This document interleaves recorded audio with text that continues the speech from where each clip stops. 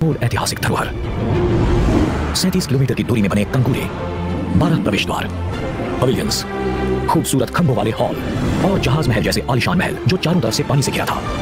खूबसूरत हिंडोला महल जिसकी दीवारें तिरछी हैं और जिसके अंदर के ये खूबसूरत नजारे गवाह है कि यहाँ कभी रौनक रही होगी। ये जगह है मिथकों और कल्पनाओं की मांडू, प्यार और पराजय की गाथा। पार्ट 6, सल्तनत मुगल काल में मध्य प्रदेश। आइए जानते हैं इस पाठ के माध्यम से कि मुगल काल में सल्तनत प्रदेश मध्य प्रदेश में कौन कौन से मुगल राजाओं ने राज्य किया। तो ये है सल्तनत। परमारों के बाद मालवा, खिलजी साम्राज्य का अंग बना। इसके बाद यह तुगलकों सुल्तानों के साम्राज्य का एक प्रदेश बना रहा। मालवा की राजधानी हर शासक के काल में बदलती रही। नवाबों ने मांडू को अपनी राजधानी बनाया। अलाउद्दीन खिलजी के शासनकाल में सन 1305 में मालवा खिलजी साम्राज्य का अंग बना लिया गया। 14वीं शताब्दी के अंत तक मालवा पहले खिलजी के पश्चात तुगलक सुल्तानों के साम्राज्य का एक खूबा बना रहा। तैमूर के आक्रमण से उत्पन्न गड़बड़ी की स्थिति में दिल्ली के सुल्तान का साम्राज्य छिन्न भिन्न हो गया। इसका लाभ उठाकर मालवा के तत्कालीन गवर्नर दिलावर खां गौरी ने सन 1401 में स्वतंत्रता घोषित कर दी। दिलावर खां का पुत्र अल्प खां बिसेन होशंग शाह की उपाधि धारण की। अत्यंत प्रतापी हुआ। कहते हैं होशंग शाह ने ही होशंग शाह मकबरे की नींव रखी थी। होशंग शाह मकबरा संगमरमर का मकबरा जो मांडू में स्थापित है, अत्यंत भव्य और दर्शनीय है। तो देखिए ये है मांडू का मकबरा होशंग शाह का। तो यहाँ इस पाठ के माध्यम से बताया गया है कि कैसे सल्तनत काल में, मुगल काल में जो मध्य प्रदेश के एरिया में कैसे परमाल राजों को हराकर खिलजी साम्राज्य का अंग बना लिया गया, कैसे इस पर शासन किया गया और किस किस ने इस पर शासन किया। तो अलाउद्दीन खिलजी ने पहले किया, फिर अलाउद्दीन खिलजी के बाद तुगलक सुल्तानों ने अपना साम्राज्य बना लिया। किसको? मांडू को। फिर ऐसे ही दिलावर खां यहाँ का राजा बना और उसने अपने पुत्र का मकबरा होशंग शाह, ये देखिए ये बनवाया हुआ है।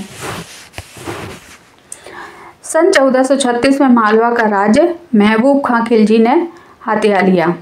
अब देखिए होशंग शाह दिलावर खां से किसने लिया? ये महबूब खां खिलजी ने।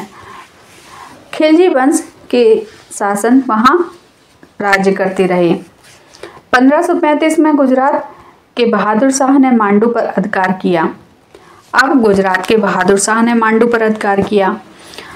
इस तरह मालवा की स्वतंत्रता लुप्त हो गई।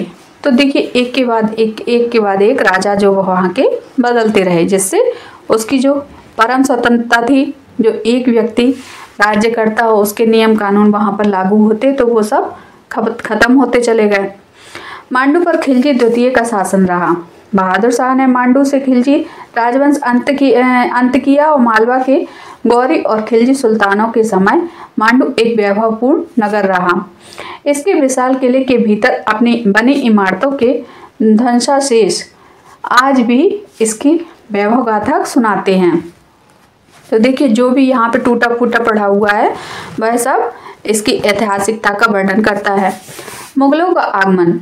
इब्राहिम लोदी ने को हराने के बाद बाबर ने मुगल बादशाह के रूप में मध्य प्रदेश के ग्वालियर, चंदेरी और रायसेन पर अपना कब्जा जमा लिया। हुमायूं ने मंदसौर को अपना अधिकार में ले लिया। उसके बाद उज्जैन, धार, मांडू को अपने राज्य में मिला लिया। मालवा पर शेरशाह और अकबर का भी राज रहा। मालवा में मुगल सम्राटों ने कई ऐतिहासिक इमारतें बनवाई, विशेषकर मांडू पर ज़्यादा ध्यान नहीं दिया। फिर क्या आया? राजगौड़ वंश। तो देखिए पहले खिलजी ने शासन किया, फिर खिलजी के पुत्रों ने शासन किया, फिर होशंग शाह ने किया, होशंग शाह के बाद ये जो बहादुर शाह ने राज किया। तो ऐसे जो है मुगल काल के जो राजा थे वो बदलते गए। बहुत सारे राजाओं ने मांडू पर राज किया, जिसके कारण वहाँ की खुद का अपना परम स्वतंत्र रूप उसका विलुप्त होता चला गया। संग्राम शाह ने अपने पराक्रम से बावनगढ़ी, देखिए राजगौड़ वंश, मुगल काल में मध्य प्रदेश में राजगौड़ वंश काफी प्रभावशाली रहा। इसकी राजधानी गढ़ा में थी। गढ़ा जबलपुर से 4 मील दूर की पर स्थित एक बस्ती थी। वर्तमान समय में यह एक मोहल्ला मात्र रह गया है। इसकी राजधानी पहले चौरागढ़ फिर मंडला में रही और इस वंश का सबसे प्रतापी राजा संग्राम शाह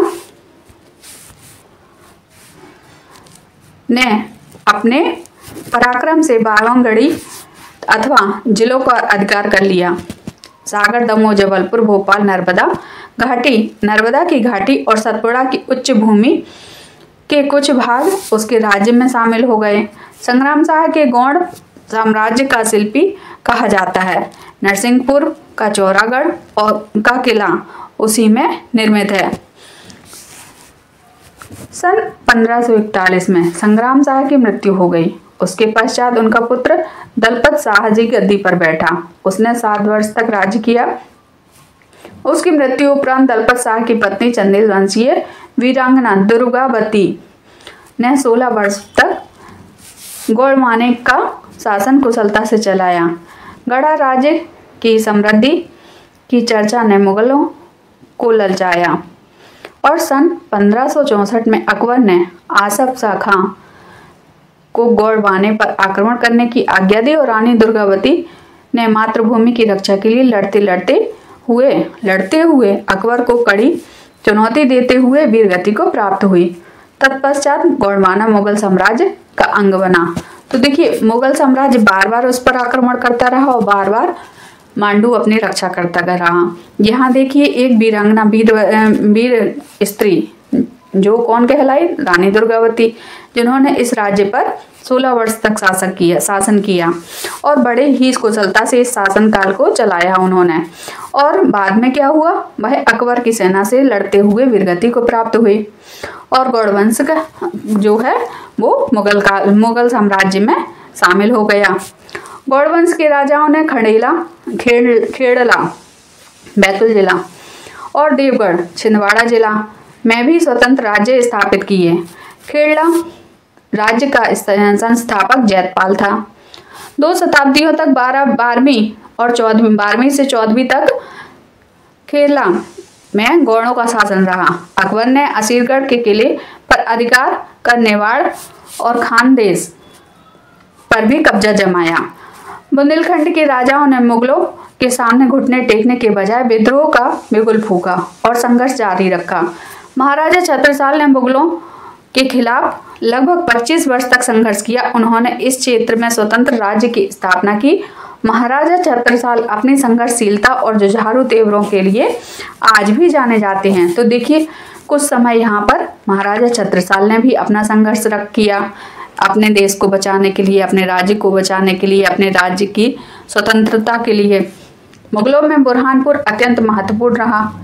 बुरहानपुर दक्षिण प्रदेशों की राजधानी भी रहा है। अकबर, जहांगीर, शाहजहां, औरंगजेब समय समय पर बुरहानपुर आकर मुमताज महल की मृत्यु बुरहानपुर में हुई थी। तो देखो समय समय पर कौन से राजा वहां पर जाते रहते थे। बुरहानपुर कई राज्यों की राजधानी रहा, तो वहां पर समय समय पर अकबर, जहांगीर, शाहजहां, औरंगजेब ये सब बुरहानपुर में आकर रहते थे। और मुमताज की मृत्यु होने पर, मुमताज की मृत्यु कहाँ हुई, बुरहानपुर में हुई।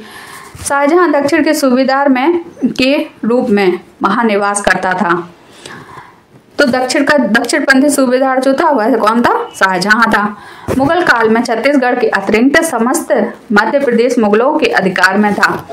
तो देखिए मुगल काल में क्या है, मध्य प्रदेश पर किसका सबसे ज्यादा शासन कर रहा, क्योंकि हमारे भारत के नक्शे में देखिए मध्य प्रदेश कहाँ बसता है, बीचों बीच बसता है। बीचों बीच बसने के कारण दिल्ली से आए हुए सारे मुगल का जो भी शासन करता थे तो वो क्या है, मध्य प्रदेश पर जल्दी ही विजय प्राप्त कर लेते थे और मध्य प्रदेश को अपना राज्य बना लेते थे और उस पर शासन करते थे।